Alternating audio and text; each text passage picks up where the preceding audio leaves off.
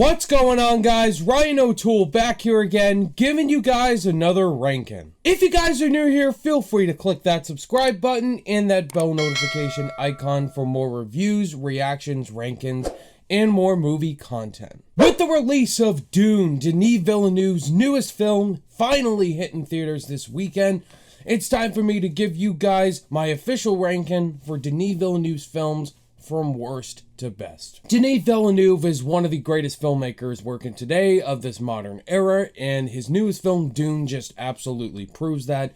So I am very excited to give you guys my ranking for all his films. Let me know your ranking for all of Denis Villeneuve's films in the comment section below.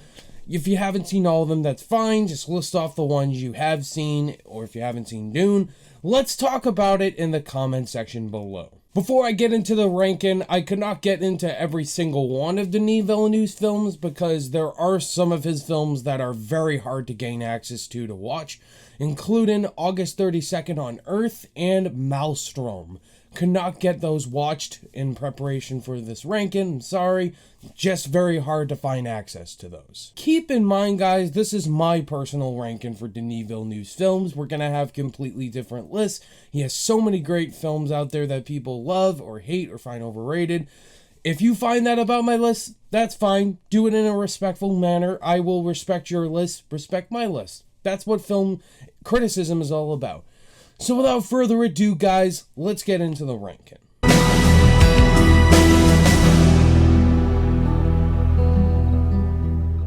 So coming in at number 8 is one of Denis Villeneuve's earliest films that, again, was hard to gain access to some of them, but this one was on Amazon Prime, and that is Polytechnique. And I thought this film was actually really hard to watch. It was very good, and it was such a short movie. And it's pretty much a really basic plotline for a Denis Villeneuve film. It's about this massacre in Montreal that happened in 1989, and these group of female engineering women were shot and killed by this misogynist.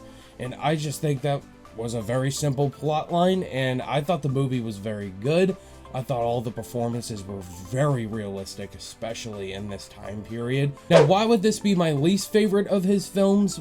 Again, this is only an hour and 17 minutes long. Again, I wish it was a little bit longer.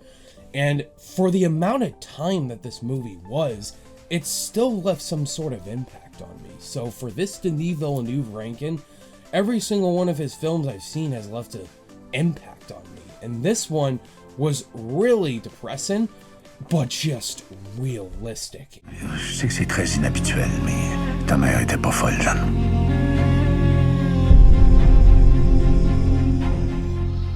Incendies, again, was a first-time watch for me recently, leading up to Dune, and I heard a lot of great praise for this movie, saying this is Denis Villeneuve's most underrated film. And I watched it, and it was probably the most depressing of Denis Villeneuve's films next to Prisoners. This movie was a rough watch, and it's basically these group of people coming together that just is so depressing. These group of twins traveling to the Middle East to fulfill their mother's last wishes. That is just a very depressing plotline to tell people, because if you have a mother, it just really resonates that way. And the way Villeneuve directs this movie is just like his other films. And the performances are so good in this movie, and the cinematography is just breathtaking alone. So Incendies is not the most rewatchable Denis Villeneuve film, but for a one-time watch, first-time watch, I was just really impressed with this one. The movie swept me off my feet, and if you have not seen Incendies, it is on Amazon Prime. Go watch it.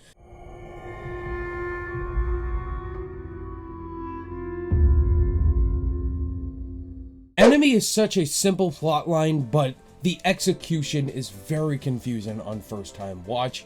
But really analyzing the film, the more you watch it, the more it starts to get to you. And Enemy was just the most brilliantly thought out of Denis Villeneuve's films. It does star double Jake Gyllenhaal as twins in here.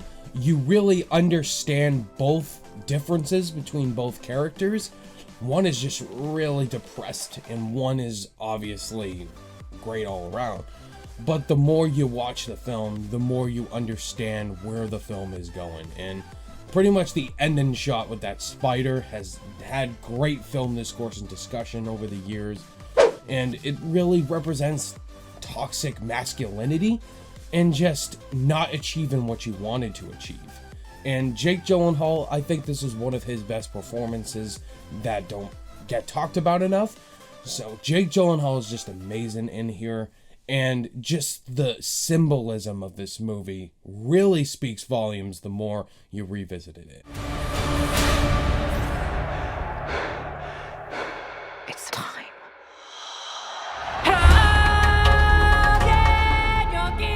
Dune is a sci-fi epic to say the least, and Frank Herbert's novel is recognized in here, and Denis Villeneuve's direction is off the charts. Fantastic cast in here. You know, you got Chalamet, Momoa, Brolin, Isaac, Ferguson, Zendaya. The cast goes on and on and on, and I thought the movie was fantastic. It really brings you into the world of Arrakis beautifully, and Villeneuve's direction is just brought out in here. Frank Herbert's novel, you got the sandworms, and you just got the epicness in display here for a cinematic experience. It is a long movie, but I think the movie does its best presenting the world of Arrakis in a part one. It definitely feels like a part one film, and a part two hopefully gets made. I gush about this film in my review, so you can definitely go check it out. I love Dune. I definitely haven't seen it a second time yet, and I'm looking forward to it because Dune is another banger from Denis Villeneuve. I'm gonna tell everyone what you did. That would be a major mistake. Sicario is such an intense movie. I've seen this movie twice, and it still puts me on the edge of my seat. Seeing this by myself in a theater at 9 o'clock at night was shocking, but still the most suspenseful film I've seen in a while. Pretty much just these group of police officers working for the drug cartel and just hunting down people left to right. And you got Benicio del Toro, one of my favorite performances from him. He was just so creepy in this movie, but awesome. The way he tortures these guys by standing right in front of this one guy over his you-know-what, really cool. Josh Brolin was awesome in here, and Emily Blunt. Emily Blunt was really great in here as well. Daniel Kaluuya's in it. The sequel definitely wasn't as good, but the original Sicario movie was just so good. I love just this tension-filled world. And so yeah, Sicario, fantastic movie.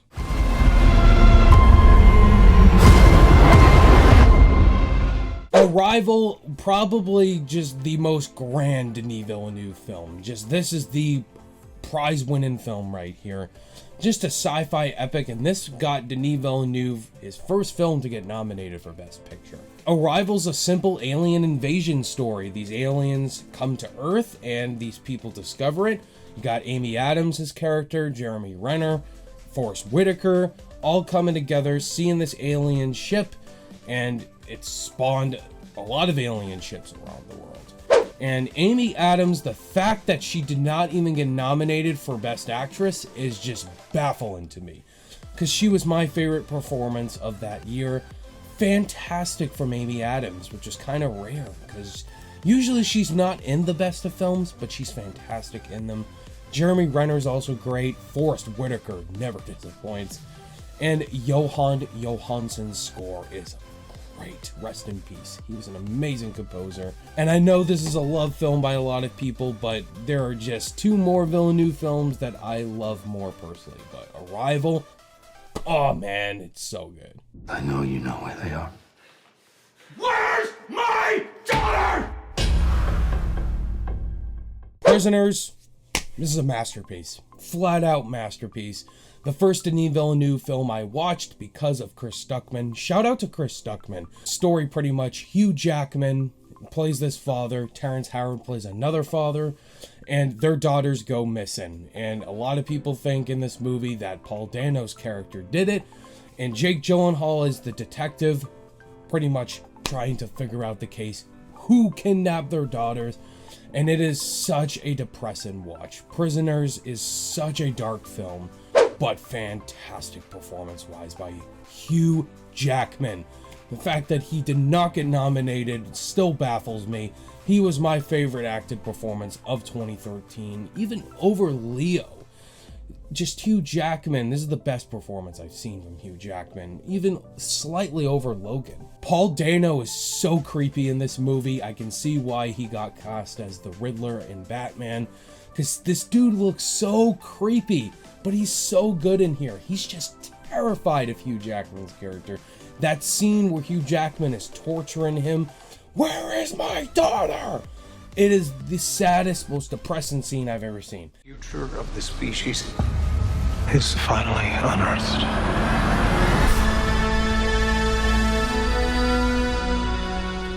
But coming in at number one, you guys knew it was number one. It's Blade Runner 2049, the sequel to the 1982 classic Blade Runner directed by Ridley Scott. This is a sequel right here that I totally thought was completely unnecessary. I'm like, why are they making a sequel to Blade Runner? But then it was directed by Denis Villeneuve, so I had some hope. And after watching Blade Runner 2049, I'm like, that is way better than the original. Blade Runner 2049 is the reason why I love movies. Like, it has everything I love in a film. It's got brilliant direction, fantastic performances from Ryan Gosling, Harrison Ford back as Rick Deckard. Oh, Harrison Ford is so freaking good in this movie. He did not sleepwalk. Ana de Armas, this introduced me to more of her work. So good in here, and she's had a great career since. And Jared Leto in this movie was pretty creepy as well. Now, I understand if Blade Runner 2049 is a film not for you. While it is for me, a lot of people call this film overrated, which kind of makes me sad, but hey, I respect your opinion. But I love this film. It's one of the greatest sci-fi films. It's one of my favorite movies of all time. And I know my buddy Jay Vaders, this is Blade Runner is his favorite movie of all time. But I think 2049 is better, so you can have that great conversation back and forth. And what Denis Villeneuve did for this movie is just groundbreaking. Just everything about this movie. Roger Deakins, Oscar-winning cinematography. Finally, he won his Oscar for this film. There you have it, guys. That was my ranking for all of Denis Villeneuve's films. Not all of his films. A couple I wasn't able to watch. I wanted to watch all of them, but that is my ranking, guys. Again, let me know your ranking in the comments below. Let's have a polite conversation. So unfortunately, The French Dispatch isn't playing it in my theaters yet. So once I see that film, look forward to that review as well as my Wes Anderson ranking, just to give you guys an update on that. Guys, seriously, thank you so much for watching this ranking. All my social media links are in the description below. I'll see you guys in the next video. Bye.